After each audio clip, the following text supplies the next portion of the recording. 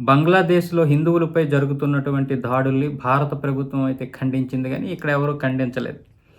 మొన్నేదో పవన్ కళ్యాణ్ గారు అది ఖండిస్తే, ఆయనకెందుకు ఆ పేరు వెళ్ళిపోవాలి, ఆ క్రెడిట్ వెళ్ళిపోవాలని ప్రియాంక వాద్రా, అలాగే అక్కడ టీఎంసీ మమతా బేగం వీళ్ళు మాత్రం స్పందించి, హిందువులపై దాడులు మేము ఖండిస్తున్నాం అన్నారు అంతే. అంతకు మించి ఏం లేదు. మళ్ళీ వెంటనే బీజేపీ దీని గురించి వెంటనే తక్షణంగా ఒక యాక్షన్ చేయాలి. యాక్షన్ తీసుకోవాలని చెప్పారు. అంతకు మించి ఏం చేయలేదు.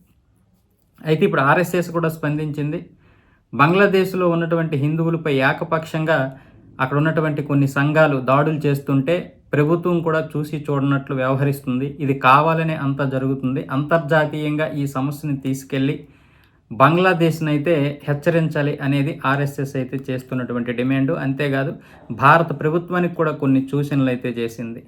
పక్కనే ఉన్నటువంటి హిందూ దేశమైనటువంటి మనం ఇప్పటికీ మన బంగ్లాదేశ్‌లో పొరుగు దేశంలో ఉన్నటువంటి హిందువులు కాపాడుకోలేకపోతే అది మనకి మంచిది కాదు. కాబట్టి ఖచ్చితంగా భారత ప్రభుత్వం కూడా కఠినమైన నిర్ణయాలు తీసుకొని మహమ్మద్ యూనస్ ప్రభుత్వానికి కొన్ని సూచనలు, రిక్వెస్ట్‌లు, వార్నింగ్‌లు ఇవ్వాలని అయితే సూచించింది. అంతేకాదు ఇస్కాన్ కూడా డిసెంబర్ 1న మొత్తం బంగ్లాదేశీయుల కోసం ప్రపంచం మొత్తం ప్రార్థనలు చేయడానికైతే ఒక కార్యక్రమం అయితే చేస్తుంది. అంటే ఆ సమస్య ప్రపంచం మొత్తం తెలియడం కోసం చేస్తున్నటువంటి కార్యక్రమం ఇది.